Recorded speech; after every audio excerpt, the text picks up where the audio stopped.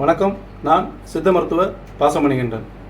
உங்கள் குழந்தை அரை மணி நேரத்துக்கு மேலே டாய்லெட்டில் உட்காந்துருக்காங்களா? இல்லை 2 நாளுக்கு ஒரு முறை மலம் கழிக்கிறாங்களா? மலம் கழிக்கும் போது வயிறு வலிக்குதுன்னு சொல்கிறாங்களா? இல்லை நைட்டு தூங்கும்போது ஆசன வாயில் அரிப்பு இருக்குன்னு சொல்கிறாங்களா? அப்போ இந்த வீடியோ உங்கள் குழந்தைகளுக்கானது. கண்டிப்பாக இந்த வீடியோவை சேவ் பண்ணி வச்சுங்க. மிகுந்த பயனுள்ள தகவலாக இருக்கும். குழந்தைகளுக்கு மலச்சிக்கல் ஏற்படுறதுக்கு முக்கியமான காரணம் என்னன்னு பார்த்தோன்னா, ஃபர்ஸ்ட் பார்த்தீங்கன்னா தண்ணி அதிகமாக குடிக்காமல் இருக்கிறது. அடுத்தது பார்த்தோம்னா பேக்கரி ஐட்டம்ஸ் அதிகமாக சாப்பிட்றது. பேக்கரி ஐட்டம்ஸ்லாம் என்னென்னு பார்த்தீங்கன்னா பப்ஸு, பர்கர், பீஸா இந்த மாதிரி நிறையா மேற்கத்திய உணவுகள் அதிகமாக சாப்பிட்றது. அது மட்டும் இல்லாமல் ஷவர்மா, ஃப்ரைட் ரைஸ் இந்த மாதிரி உணவுகள் அதிகமாக சாப்பிட்றதுனாலும் மலச்சிக்கல் ஏற்படும். இந்த மலச்சிக்கல் பார்த்தீங்கன்னா உங்கள் குழந்தையோட ஆரோக்கியத்துக்கு பெரும் சிக்கலாக கூட அமைகிறதுக்கு வாய்ப்பு இருக்குது.